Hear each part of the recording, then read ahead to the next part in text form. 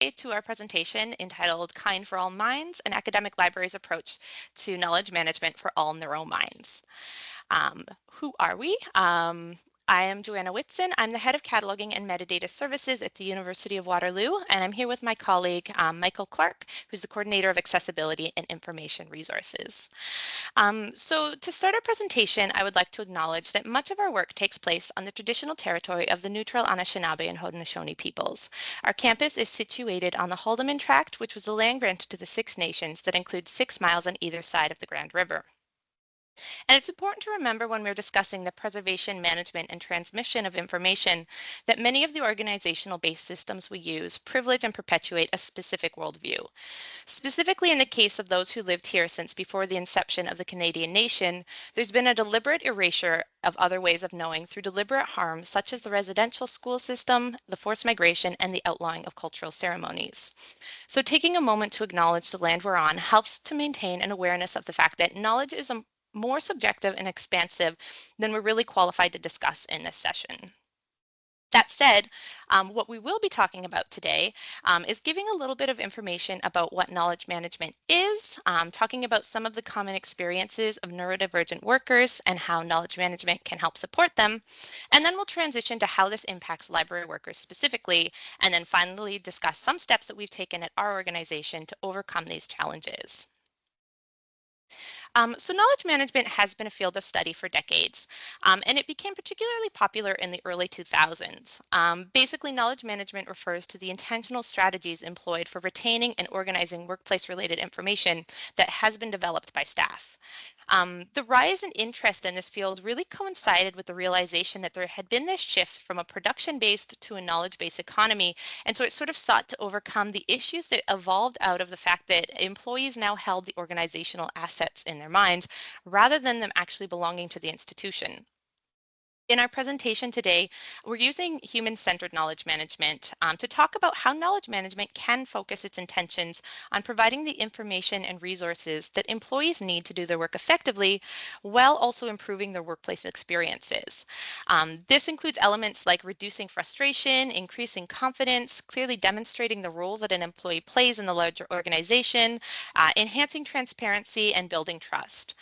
So in addition to documenting and structuring information, knowledge management also focuses on human issues like tacit knowledge, relationship building, collaboration, de-siloing, and trying to prevent some of that information hoarding that can happen.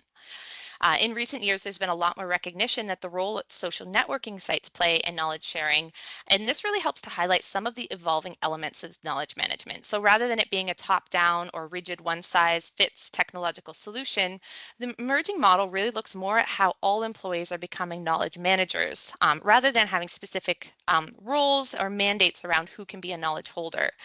So there has been a really significant decentralization and increased fluidity in what's considered organizational knowledge and how it's to be captured. So based on some of the emerging importance of social networking sites and knowledge management, part of what social media has introduced to the traditional sort of social workplace, knowledge transferring in-person types of relationships is that it allows for a potentially much larger range of broadcasts. It generally creates a record of the information that is being shared. It also has the ability to use really powerful search features to go back and locate information after the fact. And lastly, that the information is sort of preserved long-term, and it doesn't necessarily depend on the individual who knew that fact being present in the organization. So many of the elements that we see with social media are the same features that make knowledge organizational knowledge bases highly effective for maintaining and sharing information. So rather than depending on colleagues to transfer information through social interactions. In addition to the importance of developing good and easy to access documentation is the recognition that people have many different learning styles and ways they like to absorb information. We also have to consider that what other structures we should build into our organizations for information sharing, such as the opportunities for job shadowing, job talks, how we solicit feedback, communication channels, onboarding supports, etc. And so viewing knowledge strategies beyond simply being, the documentation of procedures allows for really greater inclusion and can help address some of the challenges faced by some employees in the organization. So ultimately, when we talk about knowledge management, we're referring to an intentional and as comprehensive as possible strategy for how information is shared within an organization. And this is based on the really explicit understanding that knowledge sharing and learning is not necessarily a wholly organic or self-sustaining process. It really needs to be nurtured and planned for if you want to be successful. So in terms of the experiences of neurodivergent employees, it is estimated that approximately 15 to 20% of the population is neurodivergent. And the unemployment rate across developed countries is actually 6 times higher for neurodivergent folks than for people without disabilities, and even 3 times higher than for other folks who do have a disability. So this is really a significantly higher unemployment rate, and it's partially attributed to the lack of knowledge about how to create inclusive neurodiverse workplaces. Much of the literature about neurodivergent employees focuses on how to manage them, when the reality is that neurodivergent folks can be found at all levels of an organization because, like all people, we have unique strengths, weaknesses, skills, and interests. Unfortunately, most of our theoretical understanding about neurodivergence has been centered on children, and so many of the suggested techniques for working with neurodivergent colleagues are actually more associated with parenting or behavior modification. So this control-based management and micromanaging has supposedly been found to be useful with children when they are performing academic tasks, but it's actually likely counterproductive for most adults who exhibit neurodivergent behaviors and can result in negative workplace experiences, decreased productivity, and higher turnover. So where a lot of management methods fall short is that unlike children, adults have the right to leave environments that aren't suiting us. While there is some validity to generalizations about neurodivergent folks, there's often an underlying assumption that they will exhibit behaviors that are disruptive to the organizational work environment, such as poor social skills, time management, atypical attention spans, or there'll be added cost or inconvenience to working with them. A lot of this arises from the fact that there are very few empirical studies that look at how the neurodiverse individual would like to be included in the workplace and what type of communication they would find helpful. The fact is, the voice of neurodivergent adults is often missing from the conversations. According to the work of Homa Serjali, because of the lack of studies that incorporate the voice and opinions of neurodiverse adults, companies making an effort to recruit, hire, and maintain neurodiverse employees may rarely be successful at making these individuals feel understood and welcome. The author goes on to say that many neurodiverse employees who experience positive work environments attribute it to having managers who are either neurodiverse themselves or who have a close relationship with somebody who is. So now's the time to sort of bring these two topics together to discuss how knowledge management can help to build a supportive and inclusive environment for all neurominds. Apologies that for this section, I will be referring to some generalities and stereotypes. However, I recognize that each individual displays their own cosmos of attributes, and elements may or may not be relevant for each person's unique experience. So on average, 36% of a knowledge worker's day is spent looking for and consolidating information that is spread across a variety of systems such as emails, meeting notes, websites, internets, etc. And they actually only find the information they need to do their jobs about 56% of the time. And I would honestly not be surprised if this is a large contributor to the experiences of imposter syndrome that's becoming increasingly talked about in the knowledge workforce. We just legitimately cannot find what we need in order to do our jobs well, and we internalize this instead of pointing to the underlying structural issues. This is a significant impact for all employees, but when we add in some of the characteristics of neurodivergence, such as lower frustration tolerance, distractibility, forgetfulness, etc., as well as social dynamics that make it harder or more time-consuming to seek help through workplace relationships, it's really not unreasonable to assume that a lack of structured information could put neurodivergent folks at an even higher disadvantage. One study indicated that perceived social function capabilities are about 30% lower in adult employees with ADHD. So it's really important that we don't solely rely on social transmission of information or relationship building in order for workplace operations to function. We need to provide a variety of communication and knowledge building platforms that enable everybody to contribute and draw from the organizational well of knowledge. It really should not be up to the individual to ask for accommodations or navigate a labyrinth of social, cultural, or informational or informal knowledge transmission to be able to track down haphazardly stored documentation before reaching their frustration threshold. So at this point, I'm going to hand it over to my colleague Michael, who's going to get into some more examples about how this applies to libraries. Thank you, Joanna. I'm going to start by introducing the idea of the 80-20 rule, visualized here as a bell curve. The 80-20 rule suggests that 80% of any users in any system, those at the peak of the curve or along the slopes, will have an average experience. And 20%, those who fall along the valleys on either side of the curve, will have an exceptional experience. Now, regardless if this principle was ever or is still true, it is the model by which the majority of systems have been engineered in the 200 years since the principle was first put forward. And it's the model that those of us in accessibility work struggle against. The 20% in the valleys have been dubbed the difficult 20% because the systems haven't been designed for them. Therefore, those 20% require special accommodation. Special is used as a code for anything that requires additional budget, time, or resource allotment in relation to how the system was designed. Of course, those in the valleys may have needs that are as different from one another as from those on the peak, and leadership will use this as justification for not investing in improvements, as one measure may impact only a minority of those needing improvements. When you build for the valleys through principles like universal design, you don't have to accommodate for anyone because everyone is already proactively accommodated for. It is in the valleys that we also find innovation and unexpected disruptive influences. But we still live in a world that was built for the 80%. Much of the work that we do is trying to find ways to patch our existing systems so that they become accessible. And then when we build new systems, we do so with the 20% in mind. Accessibility legislation across Canada has the aspirations of doing just that. Now, whether those pieces of legislation are successful is not the subject of this talk, but the intention, at least, is there. Regardless of the work that has been done to educate and get administrators to empathize with the needs of the difficult 20%, those with invisible disabilities and neurodiversities are the most likely to be forgotten in the design stage and the most likely to have to be accommodated for after the fact. In the post-secondary world, so much energy was spent 15 years ago retrofitting our spaces into learning commons with open study spaces and communal work areas and unstructured environments because we had heard that the older, stricter ways did not work.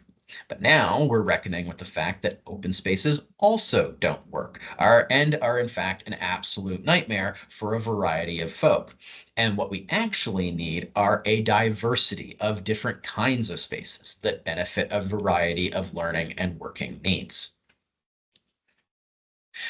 There has been a lot of research done on how the library profession can support users who are neurodiverse, but there has been almost no research done on the neurodiversity of library professionals. Of the smattering of research that has been done, there is some evidence to suggest that librarianship features a higher than average percentage of neurodiverse workers, which makes the lack of research and consequently the lack of guidelines, recommendations, and general understanding from administrations all the more glaring. Libraries, like many organizations, prioritize the experiences of their users over the experience of their staff. So library workers may end up in a situation where the needs of others are being responded to, but not their own. On screen now is a list of common barriers that the University of Washington has put together that neurodiverse library workers face on a regular basis. I won't go into each one of them, and many of them have already been spoken about in other panels today. They are fairly common challenges that neurodiverse workers would face in a number of industries. It is also far from an exhaustive list. What I will say is that neurodiverse library staff can face a fraught experience, one which makes disclosure and receiving accommodations extremely difficult. Being aware of barriers that people may be facing in silence and being empathetic if someone does disclose is critical. Finding ways to make our systems kind to all minds without a specific person's specific accommodation being the impetus is good practice. So let's talk about how knowledge management can relieve some of these issues. Librarians are a profession of knowledge managers. but we are notorious for being terrible at keeping our own houses in order. This goes back to the user-focused service issue I mentioned before. Instilling clear knowledge management expectations, but also providing flexible tools that empower all staff to actually succeed is key, especially in organizations as large as a university library. By making sure that our knowledge management systems are clean and clear and under control, ensures that all staff, regardless of neurotype, will be able to find and build information quickly and logically. It is suggested that up to 90% of what employees learn on a job is acquired through informal means, which makes having good knowledge management systems in place critical, because especially in that first year of employment, what you are learning about is primarily how does this place function? Employees need to be able to find internal information, they need to be able to return to it, and they need to be able to add to it. Now, the University of Waterloo Library has undertaken several knowledge management initiatives of late, and none have been explicitly and intentionally to build our systems for the 20%. But that has been the positive consequence. By building the systems that allow for a variety of minds to come to and absorb information in their own time, in their own way, and how they choose, is building for the valleys rather than for the peak. Now, I won't go into the details for all of these, but the details are in the slide notes if you want to read about some of them. Some key examples, though. A year ago, we introduced Confluence as a way to streamline the discoverability of our information. Our document repository is SharePoint, which is notorious for being unsearchable, and Confluence was seen as a way to be intentional with how we keep and share information. It's been a slow rollout, in part to ensure buy-in. It was introduced library-wide, with some departments starting work before others. Our knowledge management team, which Joanna and I both sit on, took the role of advisors, helping to introduce and educate on the use of the product, but making sure that ownership stayed with the individual departments instead of a single or handful of individuals who become the gatekeepers. By putting the onus on the teams, it allowed the departments to develop structures that accounted for the unique needs of the department, instead of imposing a single structure on everyone across every department. A more recent example, the Library Accessibility Committee recently presented a training opportunity for all staff on the use of Kurzweil 3000. We have a site license for this assistive software, which is most often used for text-to-speech for users with perceptual issues. However, we presented the workshop so that all staff had the opportunity to learn about how it functions and how they might adopt it into their everyday workflows. Many people prefer listening to reading, and Kurzweil could offer them the opportunity to listen to their professional documents in the same way that they might listen to an audiobook. By offering it to all staff, we remove the stigma of specific staff needing to ask for access to the software for a specific reason, and created an opportunity for a product designed for the 20% to be used by everyone. So, what can we advocate for based on our experiences? Our biggest takeaways are these. Knowledge management systems need to be navigable by everyone. They are intrinsic to the success of modern organizations, especially ones as large as university libraries. Those systems cannot be built for the 80%. You cannot impose a strict structure, nor can you allow everyone to do what they want. Developing a flexible structure that is built off of feedback from the people who will use it, with the goal of making access logical and intuitive, is key. Allow for people to communicate about what their needs are before implementing changes. And if possible, allow them to do so anonymously. Ideas can flow more freely and without judgment when an idea isn't pinned or associated with a specific individual.